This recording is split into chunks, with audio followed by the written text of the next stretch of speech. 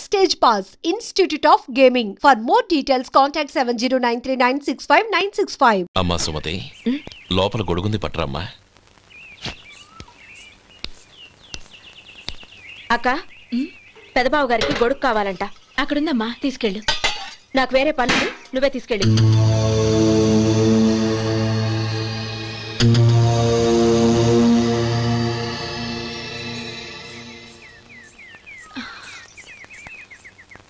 బావగారు, ఇదిగోండి గొడుగు.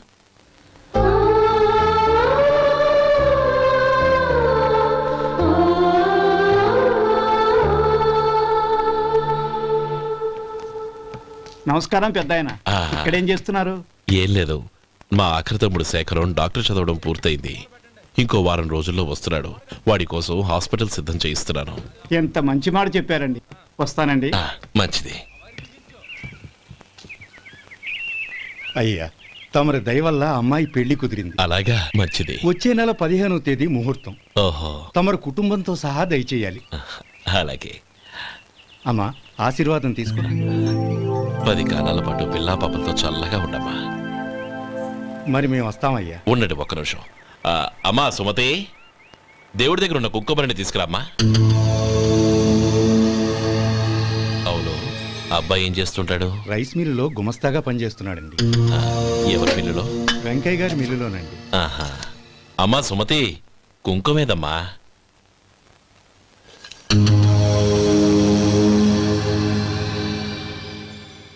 అన్నయ్య,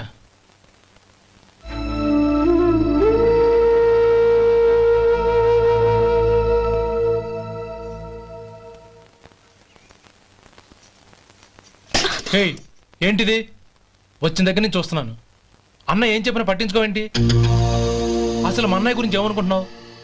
ఆయన ఏం చూసుకునే నీకు ఎంత పొగరు? గోపి, ఏంట్రా ఆ మాటలు? అమ్మా, నువ్వు లోపలికెళ్ళు.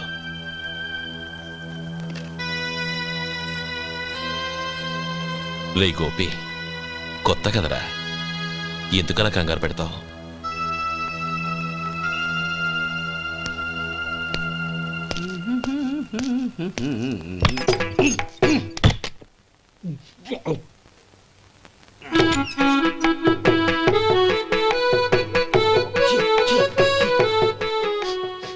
ఏంటయ్యా, ఎలక తెచ్చిన వాసన వస్తుంది? ఎక్కడా?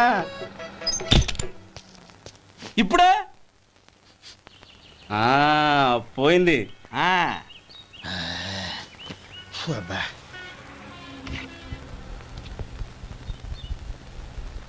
ఏమయ్యా, కాలు ఇలా ఊగుతూ ఉంటే టిఫిన్ ఎలా చేసేది? నా కాలు ఊగడానికి నువ్వు టిఫిన్ చేయడానికి ఏంటి సంబంధం? నేనంటుంది నీ కాలు గురించి కాదయ్యా, మరి ఈ కాలు గురించి. ఆ ముక్క ముందే చెప్పొచ్చుగా. ఉడతలో బిగ్గేసిన తాటెంకలాగా బొచ్చు నువ్వును. ఒరే సొంటి, ఆడి కింద ఒత్తెట్టు. అలాగే.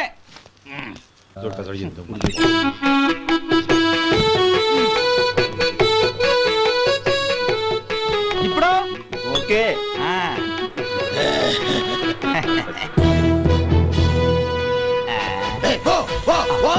ఎన్నిసార్లు చెప్పాలి నీకు? ఒకసారి బుద్ధి లేదు. కడుపు గడ తిన్నావు, గడి తిన్నావా? పోతకి పో పో పో పో పో. అబ్బా,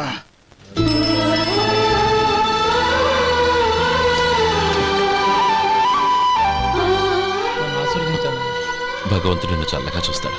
ఏంట్రా విషయం? నాకు పోస్టింగ్ ఆర్డర్ వచ్చింది. అలాగా? మన ఊళ్ళోనే నన్ను ఎస్ఐగా అపాయింట్ చేశారు. చాలా సంతోషంరా.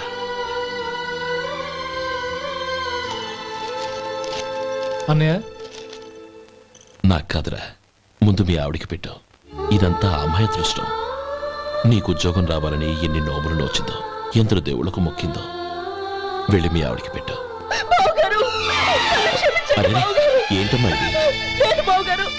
నా మొహం చూస్తే ఎలాంటి పనైనా నాశనం అయిపోతుందని, నేను నష్ట జాతకురాలని మా నాన్న ఎప్పుడు అంటుండేవారు. అదే నా మనసులో నాటుకుపోయింది. ఆ రోజు మీరు కుంకుమ భరిని అడిగినప్పుడు శుభమా అంటూ పెళ్లి చేసుకోబోయే ఆ పిల్లకి నా చేతులతో కుంకుమిచ్చానంటే ఎక్కడ శుభం జరుగుతుందోనని భయపడ్డానండి. అందుకేనండి మీరు బయటికి వెళ్తూ గొడుగు అడిగినా ఇవ్వకపోవడం, ఎవరు రాకపోవడం. అంతేగాని నా బతుకులో వెలుగు నింపిన మిమ్మల్ని అవమానించేంత దుర్మార్గురాలి కాదండి. ఏంటమ్మా ఇది? చిన్నపిల్లల లేదండి, నాకు అదృష్టం ఉందని, నా పూజకు ఓ విలువ ఉందని మొట్టమొదటిసారి అందు మీరే. ఈ క్షణమే నా ప్రాణాలు పోయినా పర్వాలేదు బావగారు, ఆ ఒక్క మాట చాలు. ఊరుకో. మంచి చెట్లకు మనుషులే కారణమైతే ఇక గుళ్ళెందుకు, దేవుళ్ళెందుకు? పిల్లెదురొస్తే అశుభమని, నక్కతోక తొక్కితే శుభమని అంటారు. అలా అయితే అందరూ ఇళ్లలో నక్కల్నే పెంచుకోవచ్చుగా. అలా ఎందుకు చేయరు? మంచి చెడు అన్నది మనుషుల మనసుల్లో ఉంటుందమ్మా, ఆశీర్వదించే చేతుల్లో కాదు. ఇక మీదట నేనెప్పుడూ నీ కళ్ళలో నీళ్లు చూడకూడదు, సరేనా? రే, అమ్మాయికి తీపి తినిపించు.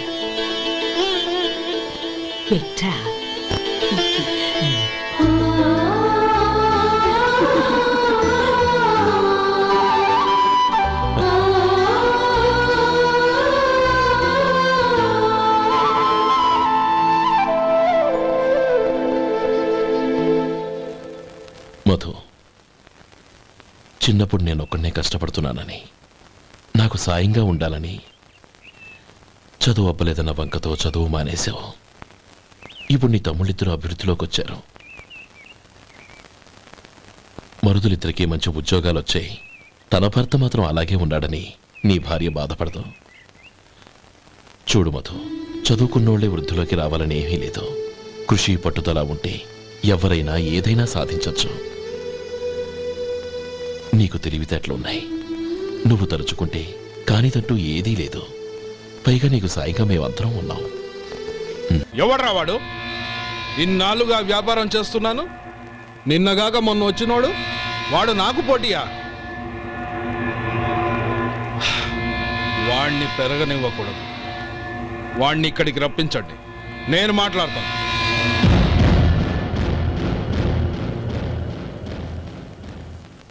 నమస్కారం అండి. రమ్మన్నారంట? నీ పచ్చళ్ళ కంపెనీ మూసేయాలి. నీకెంత కావాలి? 5 లక్షలు ఇస్తాను. చాలా? 5 లక్షలు కాదు, 50 లక్షలు ఇచ్చినా నా కంపెనీ మూయడం జరగదు. బాగా ఆలోచించుకొని చెప్పు. ఈ వ్యాపారంలో పుట్టి పెరిగినోడ్ని, నాతో పోటీ పడకు. నా చేతి కింద 6,000 మంది పనిచేస్తున్నారు. ఆంధ్ర మొత్తం నాకు బ్రాంచులు ఉన్నాయి. నేనే మార్కెటింగ్ చేయలేకపోతున్నాను. ఆఫ్టర్ ఆల్ ఒక కుటీర పరిశ్రమలా పెట్టుకొని నువ్వెలా మార్కెటింగ్ చేయగలవు? 6,000 మంది వర్కర్స్ని పెట్టుకుని ఆంధ్ర మొత్తం బ్రాంచీలున్న మీరే నా కంపెనీ చూసి భయపడుతున్నారంటే నా సరుకులో నాణ్యత ఉందనేగా. ఆ నాణ్యత ఉన్నంత వరకు నాకెవరూ పోటీ కాదు. ఈ ప్రపంచంలో నేను ఎక్కడైనా మార్కెట్ చేయగలను. వస్తాను.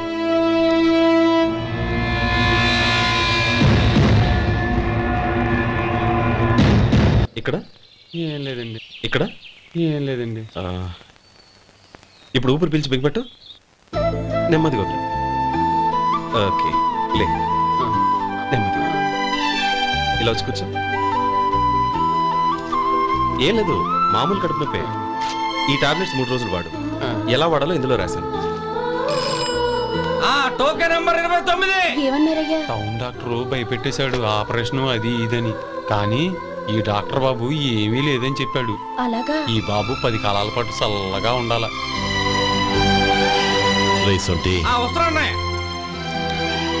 రే, భగవంతుడి దయ వల్ల తమ్ముడు హస్తవాసి మంచిదని అప్పుడే పేరొచ్చిందిరా. తమ్ముడిని దగ్గరుండి జాగ్రత్తగా చూసుకో. పని హడావుల్లో పడి వేళకి భోంచేయడము. అబ్బే అదేం లేదన్నయ్య. 1 గంట గల పేషెంట్ కట్టు, భోజనం పెట్టు. అది అలా జాగ్రత్తగా చూసుకో. నేను చూసుకుంటాను కదన్నయ్య, నువ్వు వెళ్ళు.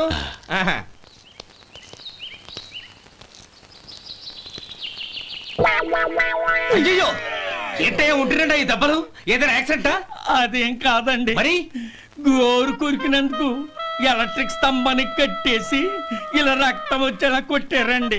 ఊరు కొరికినందుకు ఎలక్ట్రిక్ స్తంభానికి కట్టేసి ఇంతలా కొడతారా? వాళ్ళు అసలు మనుషులా, రాక్షసులా? చాలా థ్యాంక్స్ అండి. కనీసం మీరైనా అర్థం చేసుకున్నారు. వాళ్ళు అర్థం చేసుకోలేదండి.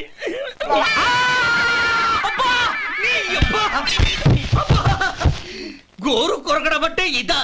నిన్ను కొట్టడం కాదురా, నిలువురా నరికేయాలి. మన 2 ఊర్ల పొలిమేరలో ఉన్న ఈ మల్లికార్జున స్వామి వారి దేవాలయం జీర్ణదశలో ఉందన్న విషయం మీ అందరికీ తెలుసు. ఇన్నాళ్ళు మీ ఊరు వాళ్ళు పట్టించుకుంటారని మా ఊరి వాళ్ళు, మా ఊరి వాళ్ళు పట్టించుకుంటారని మీ ఊరి వాళ్ళు దీన్ని ఇలా వదిలేశారు.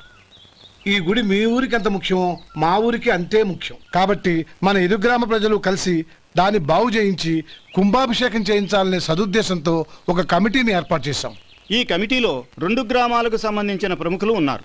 కమిటీ ప్రెసిడెంట్గా ఎవరిని ఎన్నుకోవాలనే విషయంలో శ్రీ గోపాలరావు గారి పేరు, శ్రీ లక్ష్మీపతి గారి పేరు పరిశీలనలోకి వచ్చాయి.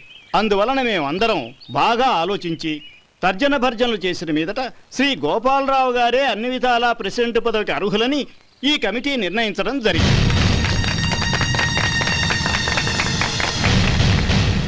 అంచేత ఈ ఉభయ గ్రామ ప్రజలు శ్రీ గోపాలరావు గారికి ఉదారంగా విరాళాలు అందజేసి ఈ శుభకార్యాన్ని జయప్రదం చేయవలసిందిగా కోరుతున్నాం. ఏంటి ఇంకా రాలేదా? ఏంటయ్యా టైం 10 అవుతోంది. బోర్డు మీద 10 గంటలను రాసింది. మీ డాక్టర్ ఇంకా రాలేదు.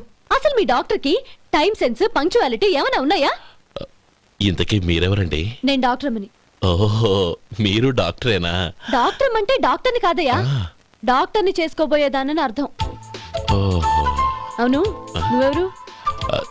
నేను ఇక్కడ టోకన్ ఇస్తూ ఉంటానులేండి. తప్పుకోవయ్యా. అవును, మీ డాక్టర్ కి ఎవరో అన్నయ్య ఉన్నాడంట కదా, ఎలాంటోడు? ఎలాంటోడంటే అదేనయ్యా, చాలా కోపిస్తని విన్నాను. ఎందుకని అడుగుతున్నారు? ఎందుకంటావేంటయ్యా? ఆ అన్నయ్య మాట వినగానే మీ డాక్టర్ గడగడా ఉణిగిపోతాడు. అసలు డాక్టర్ చదివే తమ్ముణ్ణి అలా భయపెట్టచ్చా? తప్పు కదా? తప్పేనండి. కాని కాని నాకు మీ డాక్టర్కి పెళ్ళవని ఆ అన్నయ్య సంగతి అప్పుడు చెప్తాను. ఏం చేస్తానండి? ఏం చేస్తానా? సంవత్సరం తిరగకుండానే కవల పిల్లల్ని కని వాళ్ళ అన్నయ్య చేతిలో పెడతాను. వాళ్ళకి 5 సంవత్సరాలు వచ్చేసరికి ఆయన్ని బాగా మొట్టికెళ్ళేస్తారు. అలా నా కసి తీర్చుకుంటాను. ఈ డాక్టర్ ఎప్పుడు వస్తాడో ఏంటో. అది సర్లే కాని నువ్వు పని చేయి. మీ డాక్టర్ రాగానే నేను వచ్చి వెళ్ళానని చెప్పు. నేను అంటే ఓ, నా పేరు చెప్పలేదు కదా, నందిని. ఏం చెప్తావు? అదేనండి, నందిని గారు వచ్చి వెళ్ళారు అని చెప్తాను. గుడ్, పైకొస్తావు.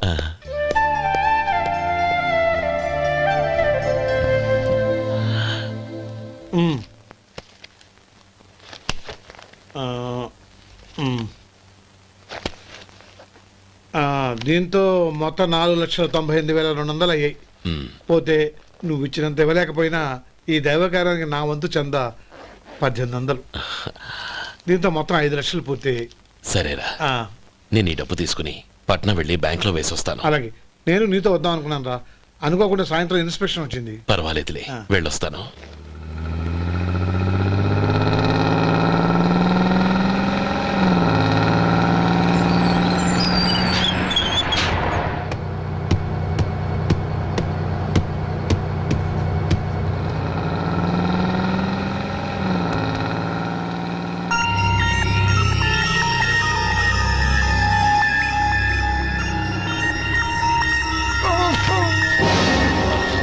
అయ్యో, మూర్ఛ మూర్ఛ, బసాపండి బసాపండి.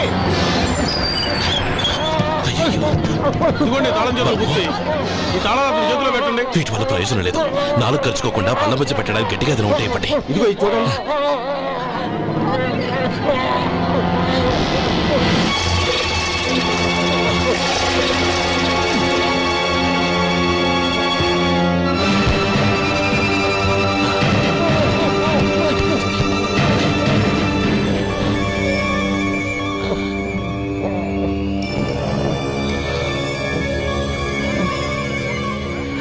మీరు వెళ్ళి మీ సీట్లో కూర్చోండి, కొంచెం గాలాన్ని పడ్డి. ఇప్పుడు ఎలా ఉంది బాబు?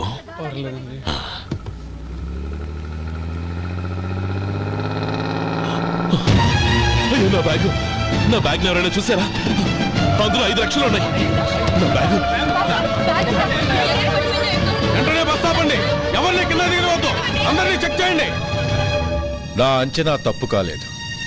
వాడి మంచితనమే వాడిని దెబ్బకొట్టింది. మన వాళ్ళని పంపించి గుడి తాలూకు డబ్బు కొట్టేశాడని పోలీస్ కంప్లైంట్ ఇవ్వండి. ఇప్పుడు ఆ స్టేషన్లో ఎస్ఐ వాడి తమ్ముడే. వాడే వెళ్ళి వాడి అన్నయ్యని అరెస్ట్ చేసి వీధుల్లో నడిపించుకు తీసుకురావాలి. అది నేను కళ్ళారా చూడాలి, మనసారా సంతోషించాలి. అయ్యా గోపాలం గారు మీరు దేవస్థానం సొమ్ము దొంగిలించారని ఎవరో పోలీస్ కంప్లైంట్ ఇచ్చారంట. మిమ్మల్ని అరెస్ట్ చేయడానికి మీ తమ్ముడు గారు వస్తున్నారు.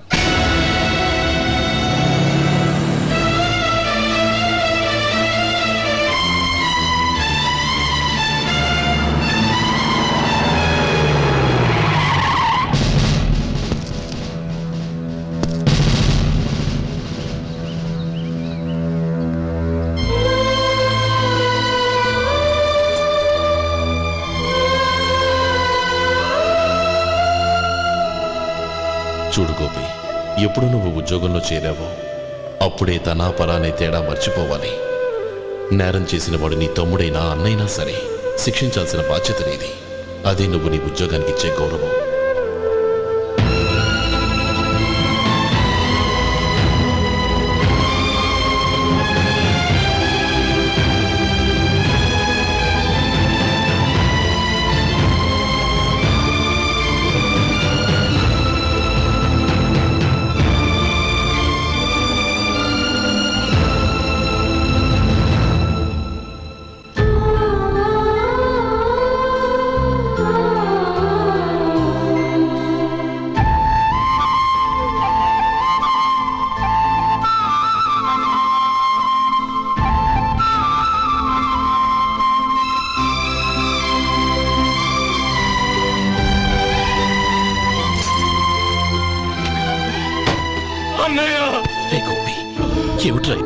నన్ను క్షమించన్నయ్య. నేను కోరి ఉద్యోగుల చేర్లు మాట నిజమే, కానీ ఇలాంటి పరిస్థితి ఎదురవుతుంది అనుకోలేదు. నా ఒంట్లో ప్రతి రక్త పట్టు నీ భిక్షానన్నయ్య. నిన్ను అవమానపరిచి ఉద్యోగం నిలబెట్టుకునే బదులు నా ప్రాణాలను వదులుకుంటారు, కానీ ఈ పని మాత్రం చేయలేనన్నయ్య.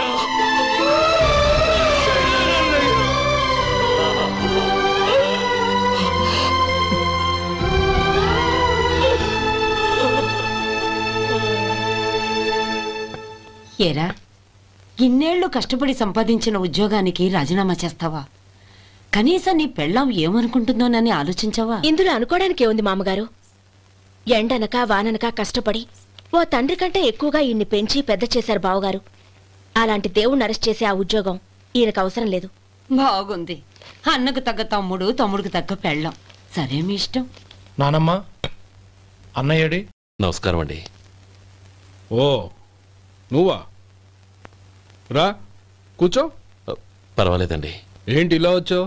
ఆ రోజు నా కంపెనీని మూసేయమన్నారు. ఇప్పుడు నేను మూసేయడానికి సిద్ధంగా ఉన్నాను. దానికి ప్రతిఫలంగా నాకు 5 లక్షలు కావాలి. అలాగే, నీకు కావాల్సిన 5 లక్షలు నేను ఇస్తాను. చాలా థ్యాంక్స్ అండి. కానీ మీరు మీ కంపెనీని మూసేయక్కర్లేదు. సార్?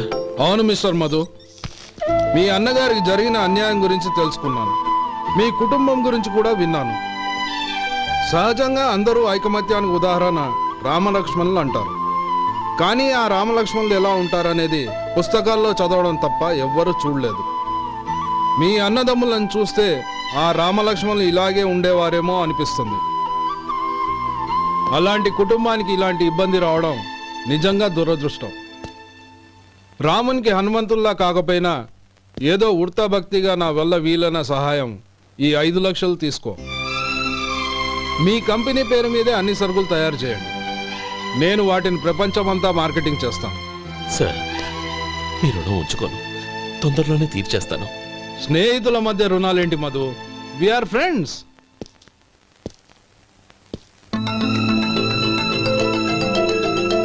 ఏంటో అక్కడ ఆగిపోయావు? రా. నువ్వు మీ అన్నయ్యని అరెస్ట్ చేయడానికి అట్టెళ్ళావు, ఆయన లొంగిపోవడానికి ఇటు వచ్చారు. అవును, యూనిఫామ్ చేత్తో పట్టుకొచ్చావేంటి? సార్, నేను రే, ఈ మాత్రం దానికే బెదిరిపోయి ఉద్యోగం వదులుకుంటావా? నువ్వు ఇలాంటివి ఎన్నో సమర్థవంతంగా ఎదుర్కోవాలి. నిన్ను నేను ఎస్పీగా చూడాలి. అది కాదన్నయ్య. ఇంకేం మాట్లాడకు. ఇన్స్పెక్టర్ గారు, నన్ను లాకప్లో పెట్టండి. ఆగండి సార్, ఆ డబ్బు ఎక్కడికి పోలేదు, నేనే తీసి జాగ్రత్త చేశాను. ఈ విషయం అన్నయ్యకి తెలియక బ్యాగులో డబ్బు కనబడకపోవడంతో అది పోయిందనుకున్నాడు. నే పట్నం నుంచి వచ్చేసరికి జరిగిన గొడవంతా తెలిసిందే. రే మధు, జరిగిన దానికి నన్ను క్షమించనయ్యా. ఇంటికి వెళ్ళాక అన్ని వివరంగా చెప్తాను. సార్, ఇదిగోండి 5 లక్షలు. ఇది కమిటీ వాళ్ళకి అప్పగించి ఈ కేసు కొట్టేయండి సార్. భలే వాడివయ్యా, తీసినప్పుడు ఒక మాట ఆయనతో చెప్పుండొచ్చుగా. అనవసరంగా పెద్ద ఆయన స్టేషన్ వరకు రప్పించావు. Sorry sir. అన్నయ్య, మీరింటికి వెళ్ళండి, నేను లెక్క అప్ప చెప్పేసి వస్తానండి. అలాగే. ఎలా దెబ్బ కొట్టాలన్నా కుదరటం లేదు. అయినా వీళ్ళకు ఉన్న పళ్ళంగా 5 లక్షలు ఎలా వచ్చాయి? అదే బావా, నాకు అర్థం కావటం లేదు. నీకు అర్థమైతే ఆశ్చర్యపడాలి కానీ అర్థం కాకపోతే ఆశ్చర్యమేముంది? Useless fellow.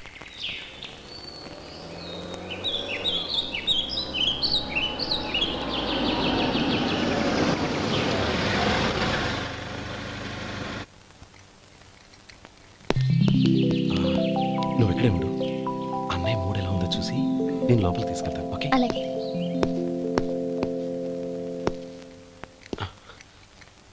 అన్నయ్య, ఏంట్రా?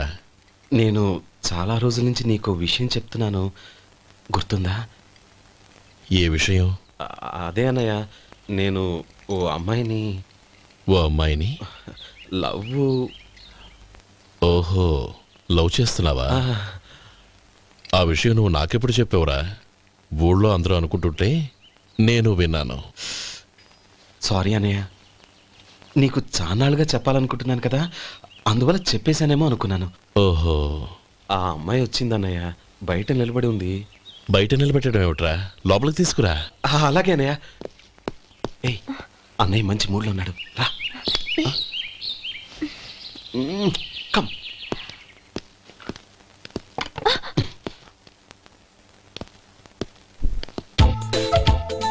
ఎందుకంటావేంటయ్యా? ఆ అన్నయ్య మాట వినగానే మీ డాక్టర్ గడగడ వణికిపోతాడు. అసలు డాక్టర్ చదివే తమ్ముడిని అలా భయపెట్టచ్చా? తప్పు కదా? తప్పేనండి. నమస్కారం. అదేంట్రా, మనిషో పక్కనుంటే నమస్కారం ఇంకో పక్కన ఉంది? అది మర్యాద అన్నయ్య, మర్యాద. ఆహా, అవును, నీ పేరేంటమ్మా? నందిని. నందిని అన్నయ్య. ఏ, ఆ ముక్క తను చెప్పలేదా? పెద్దలంటే మహాగౌరవం అన్నయ్య. మేమిద్దరం ఇంత క్లోజ్ ఫ్రెండ్స్ కదా, ఆయన నాతో కూడా ఎక్కువ మాట్లాడదు. ఓహో కదా.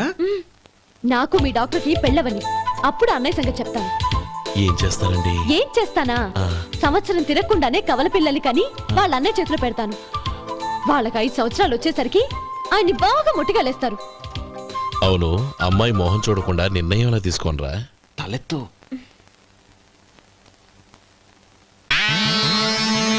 ఏం చెప్తా?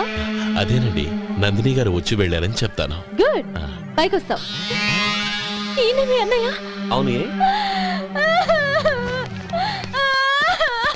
నందిని, ఏమైంది? ఎందుకు ఏడుస్తున్నావు? ఈయన మీ అన్నయ్యని తెలియక తెలియక హాస్పిటల్ దగ్గర మర్యాద లేకుండా దురుసుగా మాట్లాడాను. ఆయన పెళ్లి ఒప్పుకోరు. ఊరుకో, అలాంటి చిన్న చిన్న విషయాల్ని మా అన్నయ్య పట్టించుకోడు. అయినా నేను కన్విన్స్ చేస్తాను కదా. ఆయనకంత అవమానం జరిగాక ఎందుకు కన్విన్స్ అవుతారు? చూడు, నువ్వు వేరే పెళ్లి చేసుకొని నీకు పుట్టబోయే బిడ్డకు నా పేరు పెట్టుకో. నేనే నుయ్యగుయ్య చూసుకుంటాను. అదిగో ఆ చూపు చూడు, ఆ చూపు ఒకలా ఉంది. నందిని, నా మాట విను ప్లీజ్. నందిని. శేఖర్, ఆ అమ్మాయి చెప్పింది నిజమే. తనని ఎప్పుడైతే హాస్పిటల్ దగ్గర చూశానో అప్పుడే నేను నిర్ణయానికి వచ్చేసాను. విన్నావా? నేను చెప్పానుగా, ఆయన ఆల్రెడీ ఓ నిర్ణయానికి వచ్చేసారట. ఇక నేను వెళ్తాను. అలాగే వెళ్ళి ఈసారి వచ్చేటప్పుడు మీ అమ్మా నాన్నల్ని తీసుకురా. ముహూర్తాలు ఎప్పుడు పెట్టుకోవాలో నిర్ణయించుకుంటాం. అర్థం కాలేదా? నువ్వే మా వాడికి సరైన జోడి. అదే నేను తీసుకున్న నిర్ణయం. థ్యాంక్ యూ బావగారు, నన్ను ఆశీర్వదించండి. లేమ్మా, శీఘ్రమేవ కళ్యాణ ప్రాప్తిరస్తు.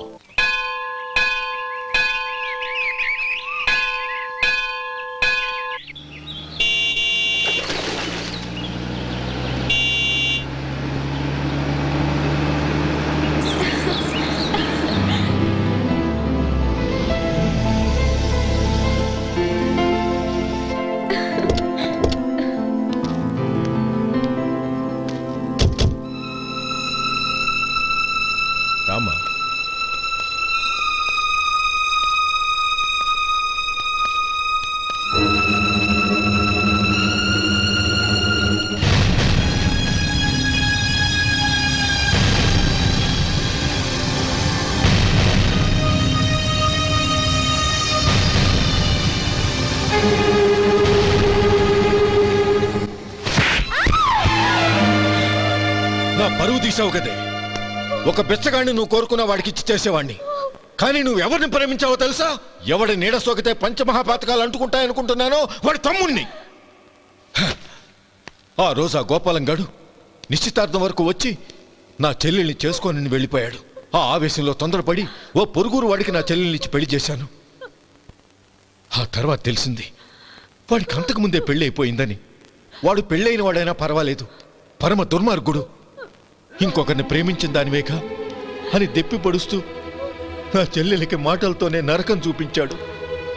అటు ప్రేమించిన వాడు దగా చేశాడు, ఇటు చేసుకున్నవాడు కిరాతకుడు. ఇలా చిత్రవధ అనుభవించి అనుభవించి నా చెల్లెలు ఒకరోజు స్టవ్ పేలిపోయి చనిపోయింది.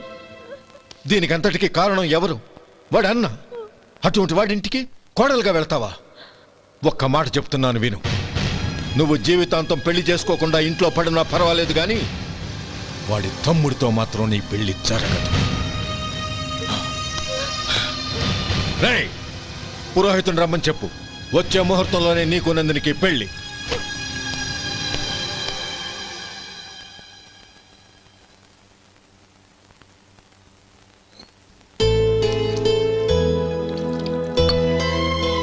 ఒరే, అదేంట్రా ఒక ముద్దైనా తినకుండా చేయగడిగేశావు? నాకు ఆకలి కాలేదు నానమ్మ.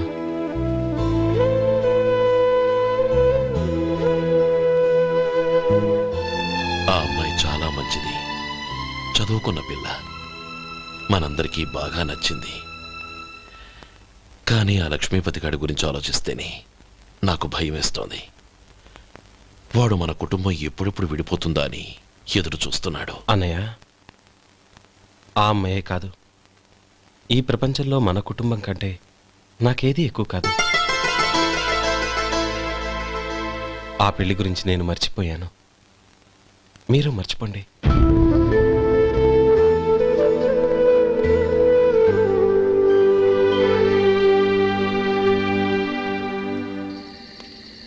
శేఖర్, నువ్వా? ఏంటి ఈ టైంలో వచ్చావు? నీతో ఓ విషయం మాట్లాడాలి. ఒకసారి బయటకు వస్తావా?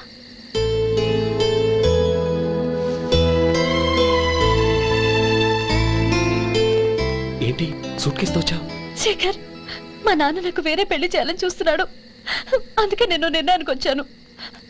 మన ఇద్దరం ఎక్కడికైనా పారిపోదాం. చూడు నందిని, ఈ టైంలో నిన్ను నన్ను మా అన్నయ్య చూసాడంటే బాగోదు. నువ్వు వెళ్ళిపో. అన్నయ్య అన్నయ్య అన్నయ్య, ఎప్పుడు మీ అన్నయ్య మాటేనా? నీకు నేను ముఖ్యమా, మీ అన్నయ్య ముఖ్యమా?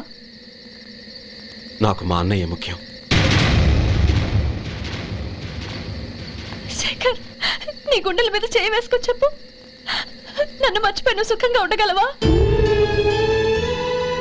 అది నాకు తెలియదు, కానీ మా అన్నయ్యకు తలవంపులు తెచ్చి ఖచ్చితంగా నేను మనశ్శాంతితో ఉండలేను. నా పరిస్థితి అర్థం చేసుకో. దయచేసి మీ నాన్న చూసిన సంబంధం చేసుకుని సుఖంగా ఉంటుంది. చాలా టైం అయింది, ఇంకా బయట నన్ను క్షమించు.